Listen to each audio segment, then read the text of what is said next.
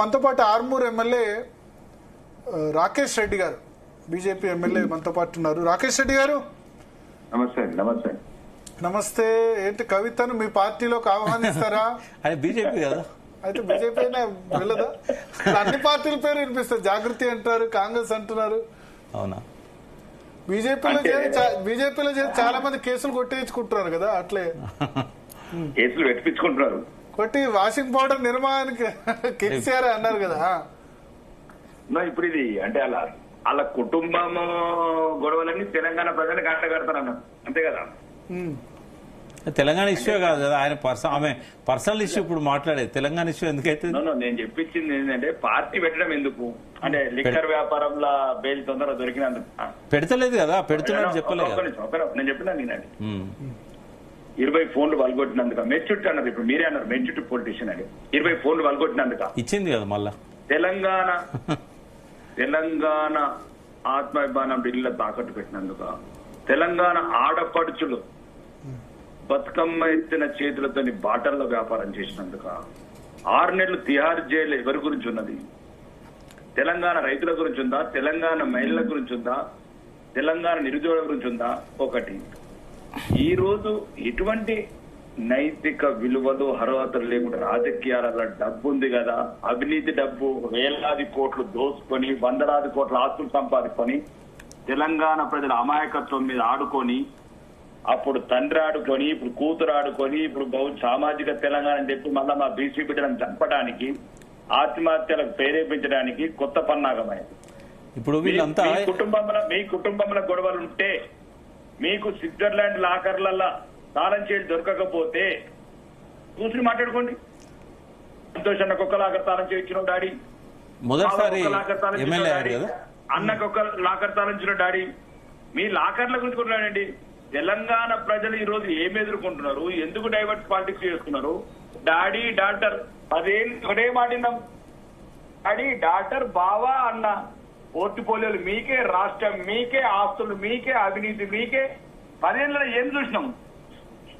Telangana tank బండు మీద 55 రోజులు ధర్నా చేసిన ఆర్టీసీ కార్మికులు ఆత్మహత్యలు చేసుకుంటే ఒక్కరోజు కవితక్క మాట్లాడలే. ఆడబిడ్డలను బట్టలిప్పి కొట్టిన పోలీసుల మీద ఒక్కరోజు మాట మాట్లాడలేదు కవితక్క. ఎక్కడ పోయింది కవితక్క? 5 ఏళ్లు మహిళా మంత్రి లేనప్పుడు ఎటువైంది కవితక్క? మీరు వాళ్ళని ఎవరైనా తీసుకోండి, జాగ్రత్త. నేను చెప్పిందినండి, ఇవన్నీ ఎవరు మాట్లాడతారు సబ్జెక్టే కాదు కాదన్నా. ఇప్పుడు మీరు ఎట్లా మాట్లాడుతున్నారు? ఉంటే రేపు అమరవీర స్థూపం దగ్గరికి రండి. రాకేష్ రెడ్డి గారు ఒక మాటేనండి. ఇప్పుడు కేసులు పెట్టేది మీరే, ఈడీ అంటే ఈడీ వేరు కాదు. కేసులు పెట్టేది మీరే, ఆరోపణలు చేసేది మీరే. అంటే దోషిగా రుజువు కాకముందు మీరు చట్టసభలో ఉండి ఇట్లా మాట్లాడొచ్చా? ఇప్పుడు ఆమె డ్యామేజెస్ క్లెయిమ్ చేస్తే అప్పుడేం చేస్తారు? ఎమ్మెల్యేగా అట్లా మాట్లాడద్దు అన్న. మీరు ప్రమాణ స్వీకారం చేసినప్పుడు ఈర్ష్యాద్వేషాలకు అతీతంగా ఎక్కడ ఈర్ష్యాద్వేషాలు? లెటర్లు మా గురించి ఎందుకు రాయాలండి? 21 రాష్ట్రాల కాషాయ జెండా ఎగిరేసి భారతదేశాన్ని ఒక భద్రత గల భారతదేశం తయారు చేసి, అంటే మీ గురించి అంటే మిమ్మల్ని ఒక్క నిమిషం, ఇక్కడ మీ గురించి ఎందుకు రాశారంటే బీజేపీ గురించి తక్కువ ఎందుకు మాట్లాడారు, ఎక్కువ మాట్లాడేది ఉండే అంటే ఎక్కువ కాంగ్రెస్ తిట్టారు. బీఆర్ఎస్ కు బీజేపీకి కొలాబరేషన్ ఉందని అనుమానం వచ్చే విధంగా మాట్లాడారు అని అన్నారు. ఉందా ఏమైనా కొలాబరేషన్ ఉందా బీఆర్ఎస్ కు బీజేపీకి, కేసీఆర్ కు మీకేమన్నా? వాళ్ళ కుటుంబంలో కదా మరి, అంత ఫ్యామిలీ ఒకటే నెంబర్ ఉన్నది. అందరు గ్రూప్ కాల్ మాట్లాడుకుంటారు రోజు. డాడీ డాక్టర్ అన్న బావ పెద్దన్న కదా మాట్లాడుకునేది. మర్చిపోయి కలిపి లేదు మీకు ఎప్పుడన్నా పోవడం నాకు తెలుసు. 90 పరిస్థితి ఏంటి మాకెందుకు తెలియదు? మేము ఏమంటున్నామంటే దయచేసి అనవసరంగా వాళ్ళ కుటుంబ గొడవలు, ఆస్తుల పంపకాలు ఈ తెలంగాణ సమాజం మీద మోపకండి. ఇది నాది ఏమని అనుకోండి, ఇది నా ఒక శాసనసభ్యుడు అంటారా లేకపోతే ఒక సామాన్య తెలంగాణ పూర్వం ఉంటారా? ఎందుకంటే ఈ కుటుంబం 1200 మంది బిడ్డలని ఆత్మహత్యలకు ప్రేరేపించి, పెట్రోల్ పోసుకుని అగ్గిపెట్టెలు ఇళ్లలో దాచుకొని శ్రీకాంత్ సార్ లాంటి బిడ్డలను చంపిన కుటుంబం. 2014 జూన్ 2 కన్నా ముందు కథ వేరు. ఒకటండి, చరిత్ర చెరిపేస్తే పోదు, గతం మారదు. నేను చెప్పిన ఏది నాకు అబద్ధమైనది. ఇప్పుడు ఎవరైతే సోదరుడు లైన్లో ఉన్నాడో రేపు నేను అమరవీర స్థూపం కాడికి వస్తాను. వి ప్రకాష్ గారు ఉన్నారు విశ్లేషకులు. ఎవరు? వి ప్రకాష్ గారు అన్న ప్రకాష్ అన్న వి ప్రకాష్ గారు విశ్లేషకులు. పర్వాలేదు అన్న. మీరు అంటే నేనేమంటున్నా రాకేష్ అన్న, ఇప్పుడు వాళ్ళకి సంబంధించిన వాళ్ళు ఎవరు లేరు కదా, ఇప్పుడు ఎందుకు అన్న నువ్వు ఐడియాలజీ బాగా మార్చినవు అన్నాను. మీరంటే మాకు గౌరవం అన్న. ఏం మార్చానన్నా, నేను తెలంగాణ కోసం మాట్లాడుతున్నా. తెలంగాణ పదం అనే దానికి నిజాయితీగా ఒక ఇంటలెక్చువల్స్ గా పోరాడిన వీరులు మీరు అన్న. దయచేసి పాము చీమలు పెట్టిన పుట్టల పాము దొరలేదు మీరు చీమలు. నేను ఇండిపెండెంట్ గానే ఉంటానన్నా, నేనేమి అట్లా నెత్తి మీద వేసుకోవట్లేదు. మీరంటే అన్న మీరంటే గౌరవము, కోదండరామ్ సార్ అంటే గౌరవము. ఈ రోజు జయరామ్ సార్ మన జయశంకర్ సార్ ఫోటో చూస్తే కూడా కళ్ళకు నీళ్ళు వస్తున్నాయి. ఎటువైపు ఈ తెలంగాణ పీత కనబడకుంటాయండు, ఫామ్ హౌస్ పీతనే కనబడుతున్నాడు ఎందుకు? ఒక మామూలు హౌస్ వైఫ్ ఈ రోజు 500 కోట్ల ఇల్లు కట్టుకొని ఈరోజు తెలంగాణ రాజకీయాల మీద కంట్రవర్సీ చేస్తున్నది. తెలంగాణ ప్రజలకు వచ్చింది లేదు, సచ్చింది లేదు. 8 లక్షల కోట్ల అప్పు, 20 లక్షల కోట్ల బడ్జెట్ పోయింది, కాళేశ్వరం కూలిపోతున్నది. అన్న ఈ పరిపాలన చరిత్ర రాస్తారు ప్రకాష్ అన్న. మీరంటే ఒక రకమైన గౌరవం నాకు. ఎందుకంటే ఓకే మేము రాజకీయాల కొత్త కావచ్చు, అర్ధరాత్రి కోదండరామ్ అరెస్ట్ చేశారు అన్న ఈ రాష్ట్రంలో. ఇదేం రాజ్యం అన్న? నైజాం రాజ్యము. శ్రీకాంతాచార్య తల్లి ఇంకా రోడ్ల మీద తిరుగుతున్నాడు అన్న, ఇంకా రోడ్ల మీద తిరుగుతున్నది. చచ్చిందెవడు, ఏలిందెవడు, వేసుకున్నదెవడు, స్విట్జర్లాండ్ బంగ్లా దాచుకున్న నా కొడుకులు ఎవరు? మీరు అధికారంలో ఉన్నారు కదా, ఎందుకు విచారణ తగలబెట్టుకుని జై తెలంగాణ వస్తే శంకరమ్మకు అడగండి. ఈ రోజు రోడ్ల మీద చెప్తారా మీరు? తెలంగాణ జాగృతి అంటారు, తెలంగాణ ఉద్యమం అంటారు. నేను ఒక్కటే చెప్తున్నా, దయచేసి తెలంగాణ బాగా అలసిపోయిందన్న. కొట్లాడి నక్సల్ ఉద్యమం కావచ్చు, మళ్ళీ తొలి దశ కాదు. ఇప్పుడు ఏంటంటే కవిత తెలంగాణ జాగృతి అంటే తప్పే ఉంది, దాని విభాగాన్ని స్ట్రెంథన్ చేసుకుంటే తప్పే ఉంది. విభాగాన్ని చేసుకోవచ్చు. అది ఎక్కడైతే సింగరేణి జాగృతి చేసిందో అక్కడ సుమారు ఇప్పుడు 100 లిస్టు పంపిస్తా. అది ఏమేమి అవినీతి చేసిన వీళ్ళు. ఇంతకుముందు బిఎంఎస్ ప్రెసిడెంట్ ఉండి ఎన్ని రకాల అవినీతి జరిగింది. ఆ శ్రీధర్ గారిని ఎక్స్టెన్షన్ చేసుకుంటా, కేంద్ర విధానాలకు కేంద్ర నియమాలకు విరుద్ధంగా ఎక్స్టెన్షన్ చేసుకుంటా వేలాది కోట్ల సింగరేణిలో ఉద్యోగాలు కావచ్చు, వనరులకు కావచ్చు, మొత్తం లిస్టు పంపిస్తానండి భరత్ గారు. కానీ మీకు కూడా ఉంది కదా సింగరేణిలో 51% వాటా రాష్ట్రానికి అయితే కేంద్రానికి కూడా 49% ఉంది. ఒకటి ఏమంటున్నామండి, చాలా ఉంటాయి రాజ్యాంగం, ఫెడరల్ యాక్ట్స్ లో, ఫెడరల్ సిస్టమ్ లో చాలా ఉంటాయి విషయాలు. కొన్నిసార్లు రాష్ట్రాలని చాలా రకంగా మేము మౌనంగా ఉండవలసి వస్తుంది. ఇప్పుడు ఈ రేస్ లో కూడా ఎన్నో రకాలుగా, ఇప్పుడు ఉదాహరణ కాళేశ్వరం ఉంది. కాళేశ్వరంలో కూడా రాష్ట్ర ప్రభుత్వం వాళ్ళు మనస్ఫూర్తిగా అన్ని రకాలుగా అనుమతులతో మాకు ఇస్తే మనం ఇన్వెస్టిగేషన్ చేస్తాం. గౌరవనీయ ముఖ్యమంత్రి గారు ఏమంటున్నారు, మాకు మేము ఒకవేళ సెంట్రల్ ఇవ్వము, ఇలా ఇలా జుట్టు నా చేతుల్లో పెట్టుకుంటా, ఆ పంపకాలన్నీ తేడాలు వచ్చే వరకు, ఇంతకు ముందు తీసుకున్న డబ్బులన్నీ నా దగ్గరికి వచ్చే వరకు అని ఆయన డైరెక్ట్ ఢిల్లీలో ప్రెస్ మీట్ లో చెప్పాడు చిట్ చాట్ లో. నేను సిబిఐకి ఇయ్యను, సిబిఐకి ఇస్తే వీళ్ళ జుట్టు అంతా వాళ్ళ చేతిలో పోర్టల్ సెంటర్ కు, ఇలా జుట్టు నా చేతిలోకి పోతా, టెలిఫోన్ ట్యాపింగ్ వినాలా, సినిమా హీరోల మాటలు విన్నా మేమేంటాం. ఓకే, ఇవన్నీ పెడితే ఈ రోజు రాజకీయాలలో ప్రజాస్వామ్యంలో ఎవరన్నా పార్టీలు పెట్టచ్చు, తప్పు లేదు. కానీ దానికి నేననేది ఏంటంటే మీ కుటుంబ గొడవల వల్ల, మీ కుటుంబంలో మనస్వార్థం వల్ల, మీ ముగ్గురు దయ్యాల వల్ల ఈ దయ్యాలు నీ పాలిట ప్రజారోగ్య సంస్థలు లేదు, ఒక విద్యా వ్యవస్థ ధ్వంసం అవుతుంది, అభివృద్ధి లేదు, అకాల వర్షాల రైతు లేదు కాదు. మీ కుటుంబంలో ముగ్గురు దయ్యాల గురించి తెలంగాణ 4 కోట్ల ప్రజల్ని మోసం చేయడం ఏంటంటే నేను అంటున్నా. నేను అనేది ఆమె అంటలేదు, మా నాన్నెంబట డాడీ ఎంబట ముగ్గురు దయ్యాలు ఉన్నాయన్నారు. ఆ ముగ్గురు దయ్యాలు ఆమెకి ఎందుకు లేదు? అందరి జాయింట్ అకౌంటే కదా, మొన్న దగ్గర గ్రూప్ కాలే కదా, ఫ్యామిలీ ప్యాకే కదా. ఈ రోజు మీకు వచ్చిన మనస్పార్థలు, భేదాలు, పంపకాలు, అధికారంలో ఇవన్నీ సమస్యలు తెలంగాణ ప్రజల మీద రుద్దంటున్నా. ప్రజాస్వామ్యంలో కొన్ని ఇబ్బందులు కూడా ఉంటాయండి. ఇప్పుడు మేము అనేది బీజేపీ విషయంలో కొంచెం హట్ అయినారా అంటున్నారు కేసీఆర్. ఇంకా కూడా బీజేపీ పట్ల కొంత సాఫ్ట్ కార్నర్ ఉండొద్దు, కాంగ్రెస్ మీద ఎట్లయితే ఇప్పుడు రేవంత్ రెడ్డి ప్రభుత్వం మీద గట్టిగా మాట్లాడుతున్నారు అట్లా మాట్లాడారని ఆమె కోరుకుంటారు.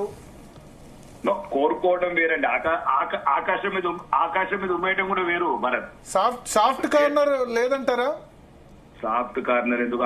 ఒకటండి, మేము ఇన్వెస్టిగేషన్ సంస్థ 5,000 పేజీలు సుప్రీంకోర్టులో, ఢిల్లీ హైకోర్టులో సుమారు 5,000 పేజీలు ఢిల్లీ హైకోర్టులు ఉన్నాయి, 5,000 పేజీలు సుప్రీంకోర్టులు ఉన్నాయి. అంటే ఈ వ్యవస్థని ప్రశ్నపట్టిస్తారండి.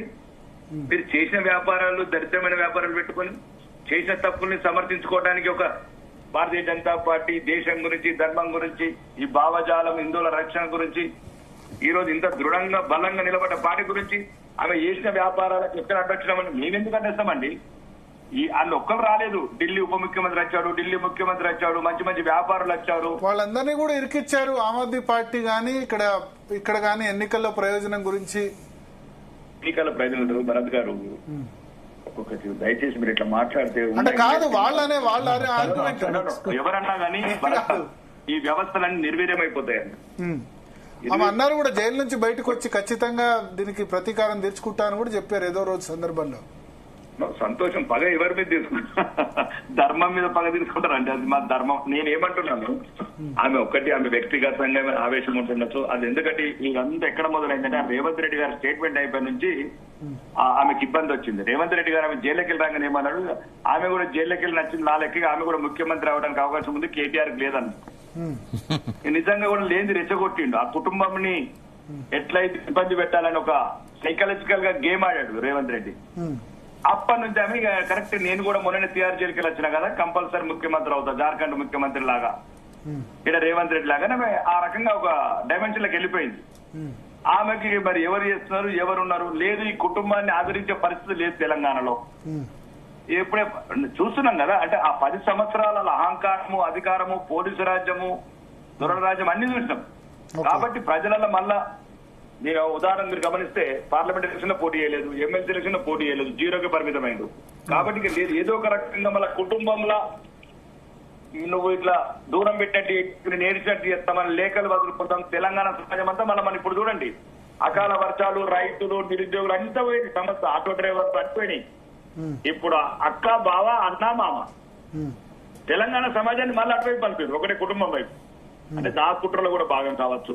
మొత్తానికి అప్పుడు మాయలో ఉన్న తెలంగాణ ఈరోజు మేల్కొన్న తెలంగాణ. కాబట్టి తెలంగాణ సమాజం కవిత లాంటి వ్యక్తులకు ఈరోజు ఒక మాయలో పడి ఆమె వెనక వెళ్లే సమస్య లేదు. ఇంకా రాజకీయాలు ఏదున్నా కానీ పార్టీలు ఒకటి పెట్టినా, కవిత గారు పెట్టినా, లేకపోతే ఇంకెవరు పెట్టినా ప్రజాస్వామ్యంగా కాంగ్రెస్ పోతుందన్న వార్తల్ని వాళ్ళు ఆమె ఖండించారు. మీరేమనుకుంటారు? సొంతంగా బీఆర్ఎస్ లోనే ఉంటుందా, కొత్త పార్టీ పెడతారా, కాంగ్రెస్ వెళ్తారా?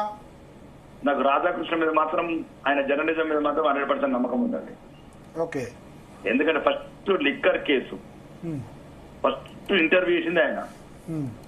ఫస్ట్ ఎక్కడెక్కడ క్లియర్ గా ఇప్పుడు మెన్షన్ చేసిన లిక్కర్ కేసు ఇరుక్కున్న కవిత, ఆయన కవిత అని అంటాడు, మేమైతే కవిత గారు అంటాం. ఎందుకంటే మేము దొరల కుటుంబం కాబట్టి గౌరవ అంటాం.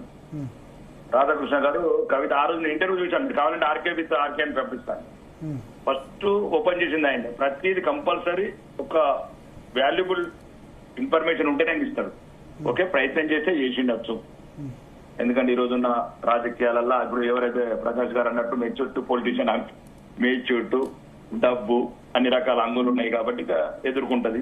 కానీ ఏదేమైనా భారతీయ జనతా పార్టీని మాత్రం ఎవ్వరు ఆపలేరు. ఈ కుట్రలో భాగం కాంగ్రెస్ లోకి వెళ్ళినా, ప్రాంతీయ పార్టీ పెట్టినా, కాంగ్రెస్ కావచ్చు, లేకపోతే మొన్న బాన్స్వాడలో కదా హిందువులను తిట్టినట్టు మైనారిటీల మీద వక్ఫ్ చట్టం చేసి హిందువులను తిట్టింది, భారత న్యాయ వ్యవస్థను కూడా అగౌరవపరిచినట్టు మాట్లాడింది. కాబట్టి ఇక ఆమె రాను మా ధర్మాన్ని తిట్టేదంటే ఇంకొక ఆమె అవుతుంది. అన్న హిందువులు అంటే నచ్చని వ్యక్తులలో పార్టీలలో ఇది ఒక పార్టీ అవుతుంది. కాబట్టి దానివల్ల ఒరిగేదేమీ లేదు, ప్రజలకు వచ్చేదేమీ లేదు. మిగతా భారతదేశంలో మాత్రం కొద్దిగా అవమానంగా ఫీల్ అవుతుంది తెలంగాణ వాళ్ళంటే. ఎందుకంటే ఇక్కడ కేసులల్లా వేలాది కోట్లు, వందలాది కోట్లు స్కామ్ చేసిన కూడా తెలంగాణలో పార్టీ పెడతారు. కానీ ఓకే, కేసీఆర్ గారు ఏమైనా ఈ రోజు చెడ్డవాడు ఉండొచ్చు, కానీ పార్టీ పెట్టినాడు మాత్రం కొద్దిగా అంత పద్ధతిగానే ఉండేవాడు, అంత మలినం అంటే నాయకుడు అప్పటికి. కాబట్టి మేము కవిత గారిని అంత సీరియస్ తీసుకోవడం లేదు. ఒకవేళ రాజకీయ రంగంలో వచ్చినప్పుడు ప్రజలే తగిన సమాధానం చెప్తారు. ఇంకా భవిష్యత్తు నిర్ణయిస్తాను. భవిష్యత్తు. థ్యాంక్ యూ రాకేష్ రెడ్డి గారు. మనతో పాటు సామ రామ్మోహన్ రెడ్డి గారు ఉన్నారు, కాంగ్రెస్ మీడియా విభాగం